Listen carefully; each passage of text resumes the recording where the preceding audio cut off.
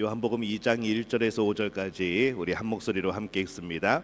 사흘째 되던 날 갈릴리 가나에 혼례가 있어 예수의 어머니도 거기 계시고 예수와 그 제자들도 혼례의 청함을 받았더니 포도주가 떨어진지라. 예수의 어머니가 예수에게 이르되 저들에게 포도주가 없다 하니 예수께서 이르시되 여자여 나와 무슨 상관이 있나이까? 내 때가 아직 이르지 아니하였나이다. 그의 어머니가 하인들에게 이르되 너희에게 무슨 말씀을 하시든지 그대로 하라 하니라. 아멘. 우리 옆에 분들에게 인사합니다. 하나님이 우리와 함께 하십니다. 한 번 더 인사합니다. 수요일에 예배드리는 여러분들을 하나님이 기억합니다.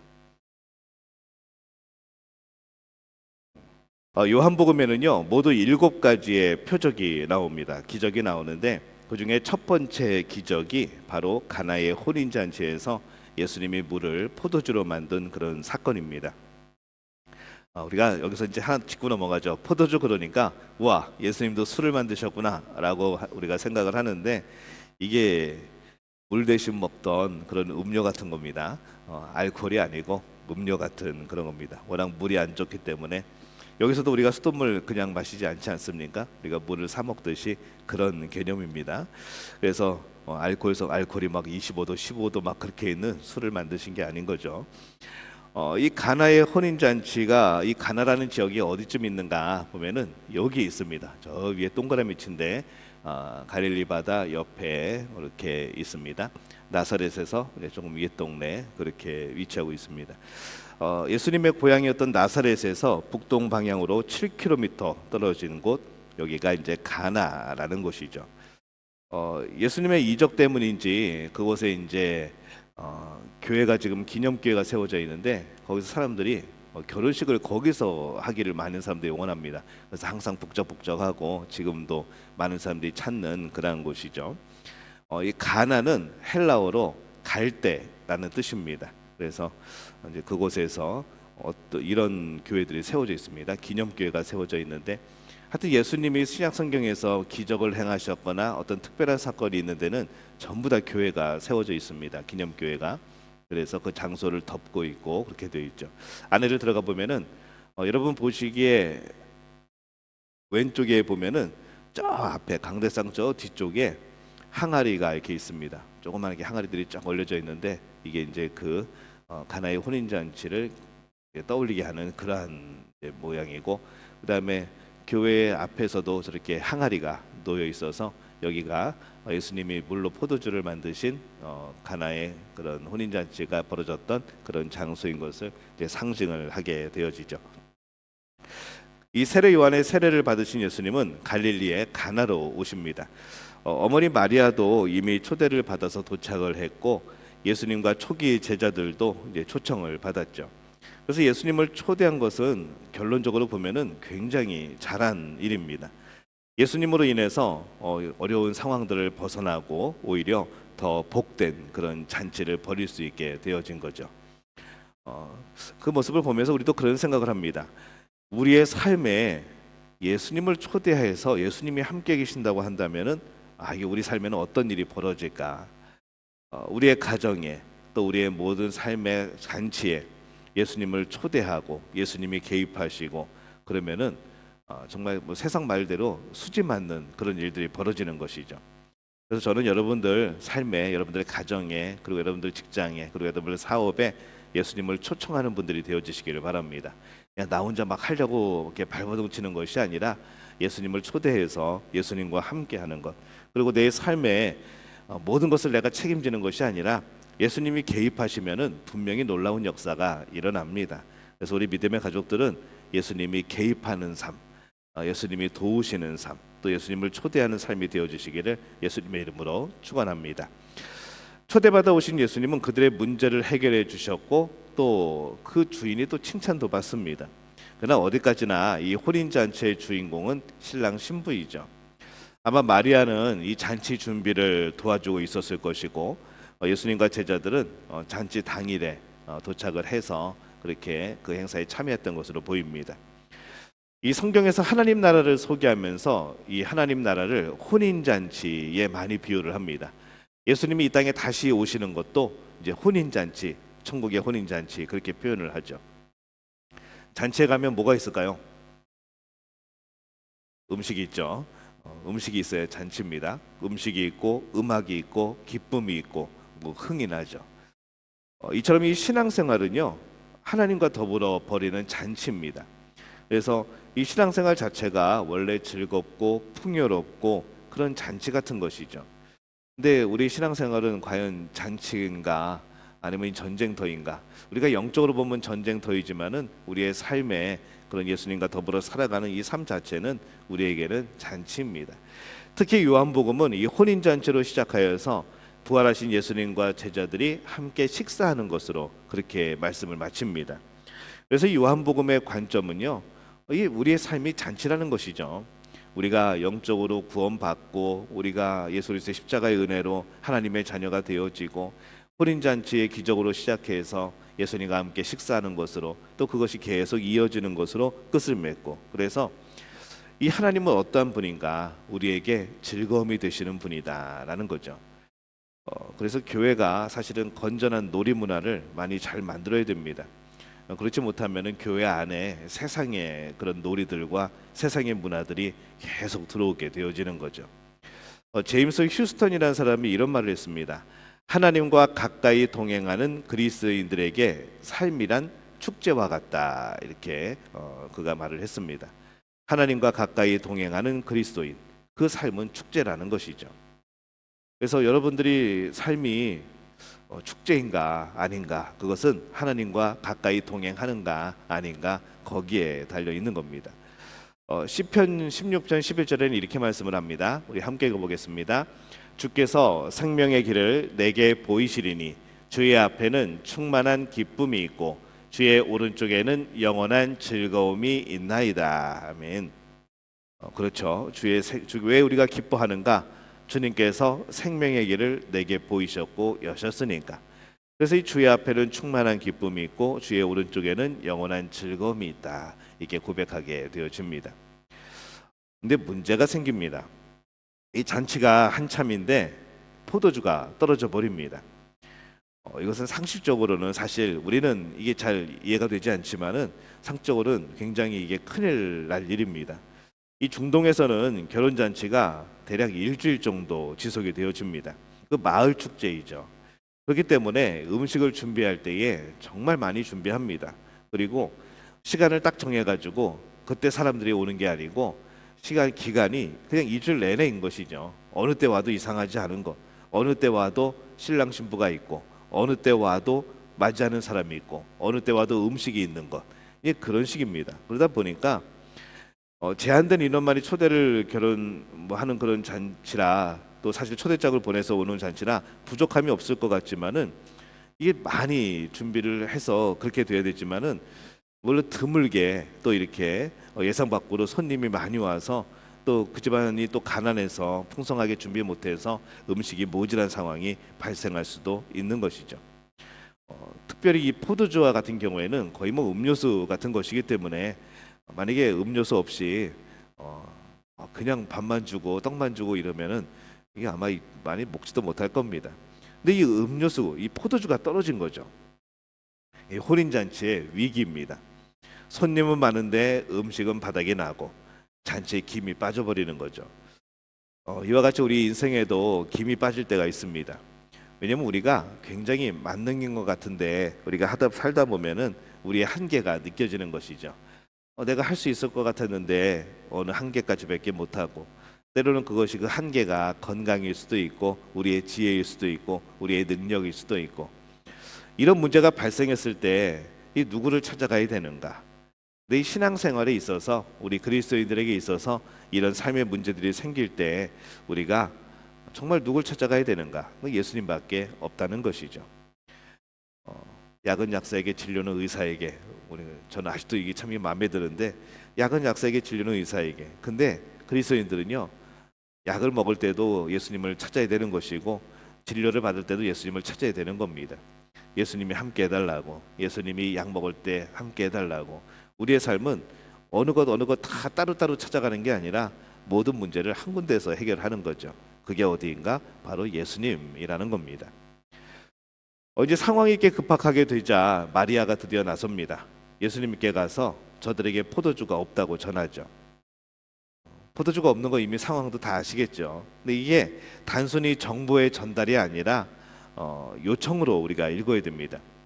이 마리아에게는 예수님이라면 분명히 이 문제를 해결할 수 있을 것이라는 어떤 믿음이 있었습니다. 근데 예수님의 반응이 좀 우리가 생각과는 다릅니다.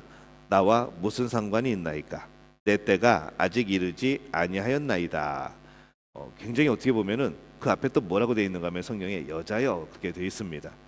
엄마한테 여자여, 그것도 우리 문화에서는 이해가 되지 않지만은 이런 상황에서 이게 나랑 무슨 상관이냐고, 아직 내 때가 이르지 아니하였다고 이렇게 우리 대답을 한다 그러면은 이게 우리 정서에는 굉장히 예수님이 차가운 분인가, 예수님이 굉장히 냉소적인 분인가 이렇게 느껴질 수 있다는 거죠. 근데 이 마리아는 예수님과 논쟁을 벌이지 않습니다. 대신 마리아는 하인에게 그냥 너희에게 예수님이 무슨 말을 하든지 그냥 그대로 해라 라고 당부를 합니다. 마리아는 예수님의 말씀에 실망하지 않고 하인들에게 예수님이 무엇을 요구하시든지 그대로 순종하라고 말씀을 합니다. 상식적으로는 이해가 되지 않더라도 순종하라는 것이죠. 이 마리아는 예수님의 말씀에 더 큰 믿음과 순종으로 응답을 합니다. 예수님의 말씀은 겉보기에는 거절한 것처럼 보이지만 사실 이게 거절은 아닙니다. 왜냐하면 그 다음에 예수님이 사역을 하실 때 예수님이 많은 표현들 중에 이런 것들이 있습니다. 수로보니게 여인에게 뭐라고 말씀하셨는가 하면은 자녀의 떡을 취하여 개들에게 던짐이 마땅치 아니하냐, 내가 너를 도와줄 이유가 무엇이냐라는 것이죠. 그 여인의 믿음을 보고자 하신 말씀이죠. 정말 그 여인이 멍멍이 같아서 정말 그런 삶이라서 그런 게 아니라 그 여인의 믿음이 어떠한가, 얼마나 간절한 것인가, 얼마나 큰 믿음인가, 이거를 보고자 그렇게 말씀을 하신 겁니다. 사실은 거절이 아닌 것이죠. 가끔 드라마 같은 데는, 영화 같은 데 보면은 뭔가 큰 일이 있어서 해결받고자 힘 있는 사람에게 찾아가는데 그 사람들이 이렇게 막 친절하게 아이고 내가 해결해 줄게 그러지 않습니다. 굉장히 냉소적이고 굉장히 무시하고, 그러다가 마지막에 가서 들어주죠. 이제 그런 것과 같습니다. 거절이 아니고 더 큰 믿음을 요구하시는 예수님의 모습을 우리는 보는 겁니다. 그래서 우리는 예수님께 강한 믿음의 모습을 보여야 됩니다. 여기서 예수님이 말씀하신 이 관계, 이게 나랑 무슨 상관이 있는가? 아직 내 때가 이르지 아니하였다. 그래서 어떤 관계, 이 때도 참 중요합니다. 여자여 나와 무슨 상관이 있나이까? 내 때가 아직 이르지 아니하였나이다. 예수님의 말씀을 그냥 문장 그대로 받아들이면 하나님의 역사가 일어나기 위해서는 하나님과 우리, 예수님과 우리가 선한 관계 안에 있어야 되고 또한 때가 맞아야 한다라는 것이죠. 이 관계가 선결 조건입니다. 예수님과의 관계, 하나님과의 관계, 이 모든 것이 가까워지고 아름답게 이루어질 때에, 그 때에, 하나님의 때에 이 모든 것이 이루어진다는 것이죠. 그래서 우리가 기도를 하고 왜 응답이 안 오는가, 왜 기도하면서 응답이 더딘가, 왜 빨리 해결이 안 되는가, 그때는 이 두 가지를 생각하는 겁니다. 관계와 때. 관계는 하나님과의 관계이고 때는 하나님의 때입니다. 나는 정말 하나님과의 올바른 관계가 되어 있는가? 올바른 관계, 친밀한 관계가 되면은 내가 구하는 것이 하나님이 원하시고 바라시는 것이 되어지는 것이죠. 또 하나님이 원하고 바라시는 것이 내가 구하는 것이 되어지고, 이건 하나님과의 친밀한 관계에 있을 때에 그때 가능한 겁니다. 그리고 이루어지는 그것은 하나님의 때에 이루어지는 것이죠. 그래서 우리가 기도할 때는 이 관계와 때, 이 두 가지가 굉장히 중요합니다. 친밀한 관계, 그리고 믿음과 순종의 관계, 이게 맺혀져야 되는 겁니다. 하나님의 때도 필수적이죠. 우리의 때에 뭔가가 이루어지면 안 될 것이 굉장히 많습니다. 우리가 원하는 때에 이루어지면은 우리가 잘못될 경우가 많습니다. 그래서 우리는 하나님의 때를 기다리는 것이고 하나님의 때에 역사가 나타나기를 소망하는 것이죠. 근데 이 가나의 혼인 잔치에서 아직 때가 이르지 못했지만 하나님의 역사를 맛보게 하시는 예수님의 능력이 나타납니다. 때는 아직 아니었는데 이 마리아의 간청 때문에 그게 좀 앞당겨진 것이죠.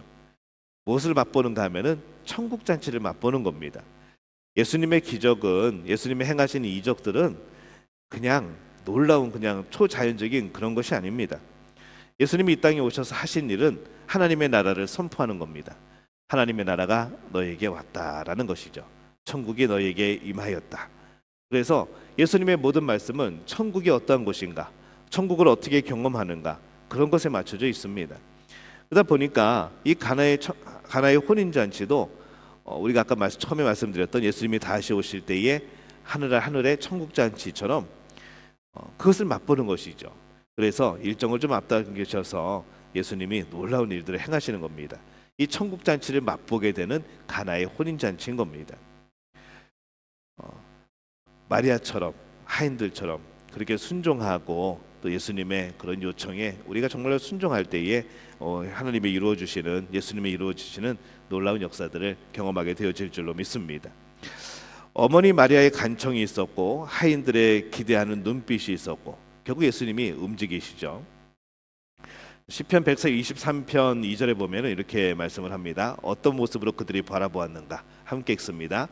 상전의 손을 바라보는 종들의 눈같이, 여주인의 손을 바라보는 여종의 눈같이 우리의 눈이 여호와 우리 하나님을 바라보며 우리에게 은혜를 베풀어 주시기를 기다리나이다. 이게 우리가 기도하는 자세인 겁니다. 상전의 손을 바라보는 종들의 눈같이, 그냥 주인이 손짓하면은 종들은 알아듣는 거죠. 이쪽으로 가고 저쪽으로 가고 뭘 가져오고 뭘 가져가고, 여주인을 바라보는 여종의 눈같이 우리 여주인이 무엇을 요구하는가 눈빛만 봐도 아는 것. 그래서 그 눈이 마치 그런 것처럼 우리의 눈이 하나님만을 바라보고 하나님이 뭘 원하시는가, 하나님께서 어떤 것을 하시려고 하는가, 그것을 바라보면서 우리에게 은혜를 베풀어 주기를 기다리는 그러한 모습들. 또 주인의 손가락 움직임 하나, 또 손동작 하나, 또 주인의 고개 끄덕임 하나에 죄가 용서가 되어지고 모든 것이 해결되어지고 허락되어지는 이제 그런 모습을 생각하는 겁니다. 우리의 기도의 자세가 이런 마음이어야 된다는 것이죠. 예수님은 유대인의 정결 예식 때문에 놓여 있던 이 돌 항아리 6개에 물을 채우라고 합니다. 이 하인들이 예수님께 순종을 하죠. 저는 이 하인들도 참 대단하다고 봅니다. 포도주가 담겨 있던 항아리였을 수도 있고 그냥 항아리였을 수도 있는데 그냥 예식적으로 놓여져 있는 항아리였을 수도 있는데 그 항아리에 물을 채우라고 그러는 거죠. 뭐 하려고 그러는지 하인들은 알 겁니다. 포도주가 없는 거 다 알고 마리아가 간청을 했고 하인들은 옆에서 지켜보고 있었고, 그래서 물을 채우라고 그랬을 때 어떤 사람들은 정말 논리적으로 그렇게 생각하는 사람들은 아니 여기다 물을 채워서 뭐 하려고 그러십니까? 아마 따지고 물었을 텐데 그런 사람이 없었습니다. 물이 끝까지 채워지자 예수님은 이제는 떠서 연회장에게 갖다 주라고 합니다. 또 역시 하인들은 그대로 순종을 하죠. 아니 물을 부었는데 그 물을 금방 또 떠다가 갖다 주라고 하면은 이게 무슨 일인가 이렇게 생각할 수도 있는데 또 순종을 합니다. 오늘 말씀에서 우리가 눈여겨봐야 될 부분이죠. 그건 바로 순종이라는 겁니다. 예수님의 말씀에 그대로 순종하는 사람들이 계속 이어집니다. 마리아도 그랬고 그다음에 하인들도 그랬고. 그래서 이 가나의 혼인 잔치는 순종의 기적입니다.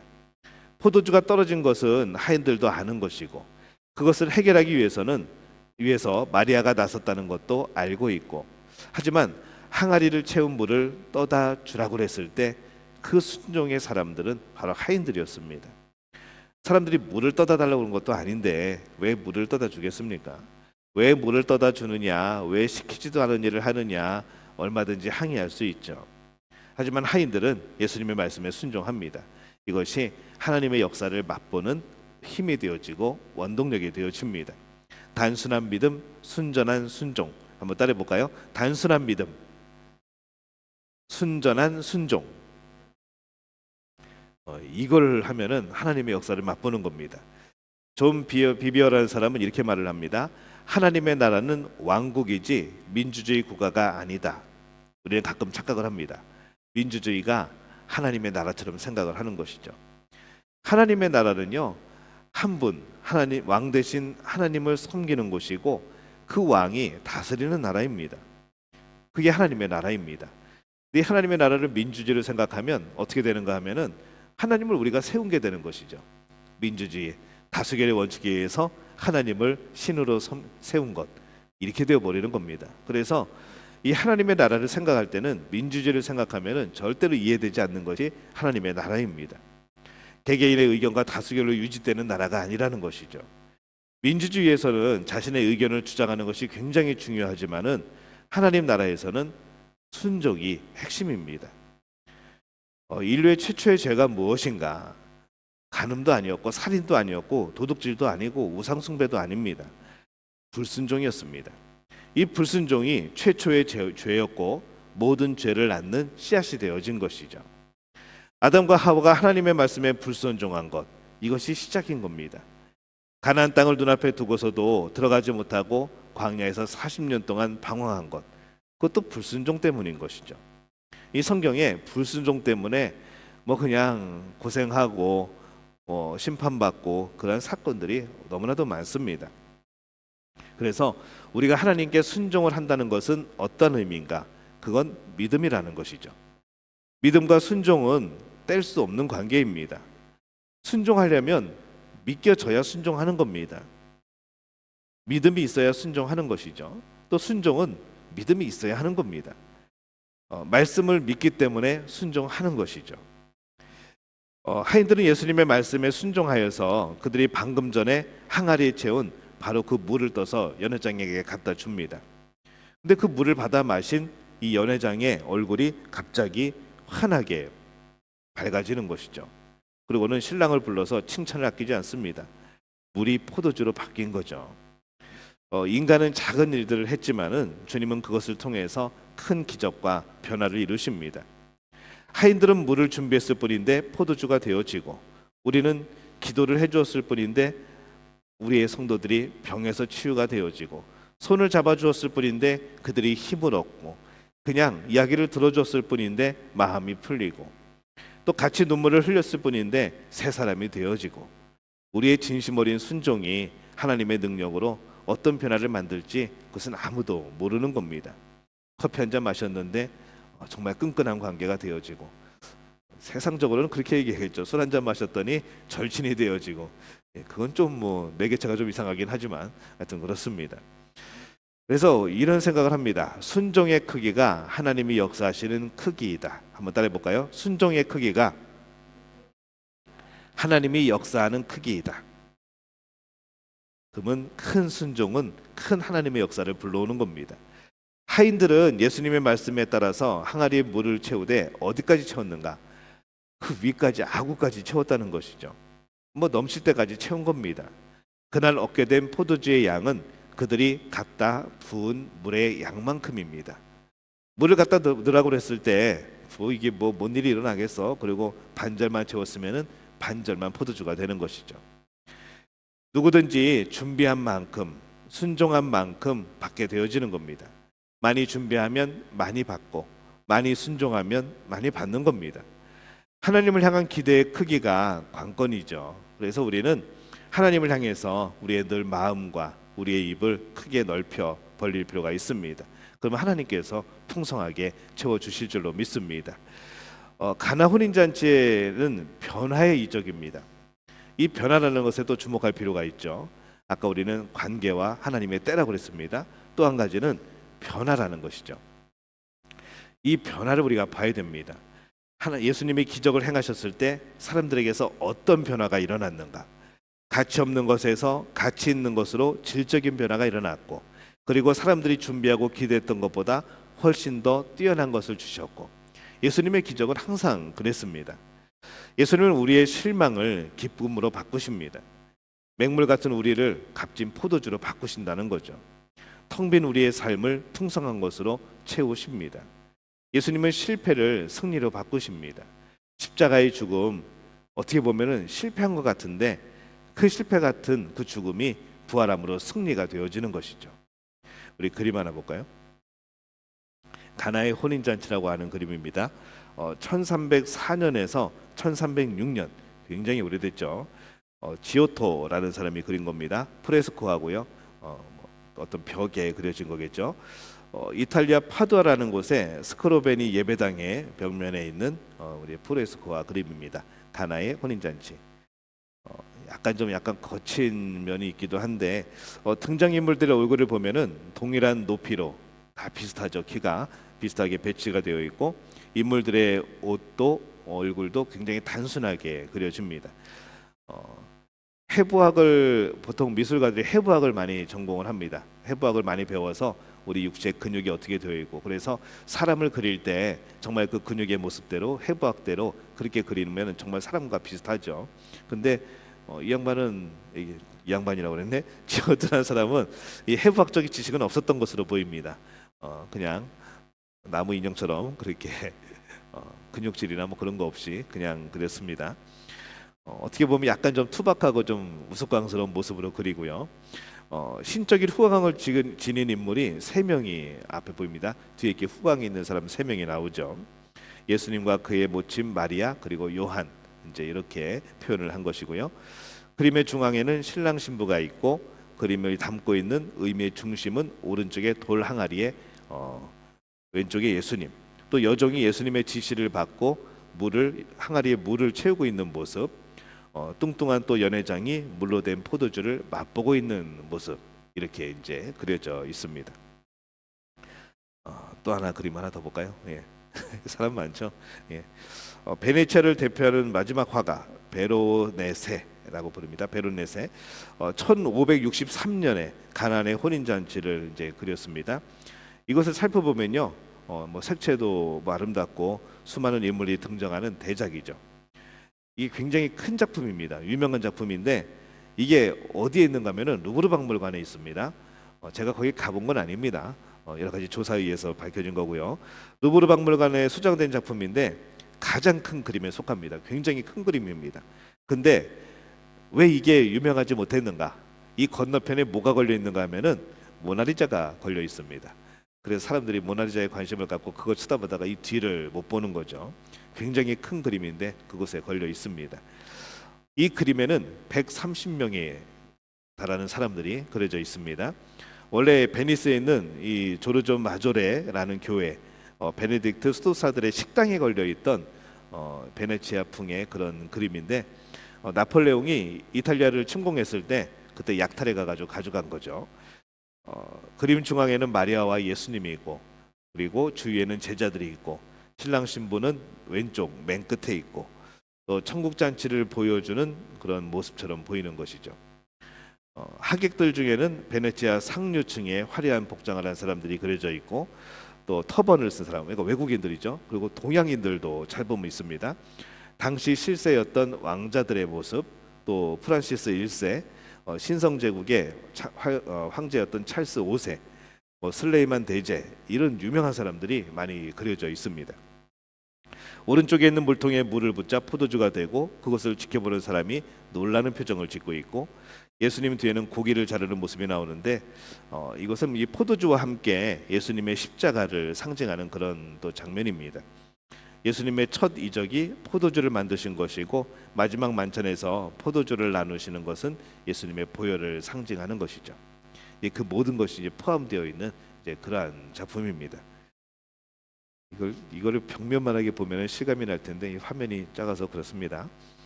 이 가나의 혼인 잔치는 요한복음 2장 11절에 이렇게 기록된 것과 같습니다. 한번 읽어볼까요? 예수께서 첫 표적을 갈릴리 가나에서 행하여 그의 영광을 나타내심에 제자들이 그를 믿으니라. 가나의 혼인 잔치의 이 사건의 마지막 말씀은 이렇게 결론을 맺고 있다는 것이죠. 그의 영광을 나타내심에 제자들이 그를 믿으니라.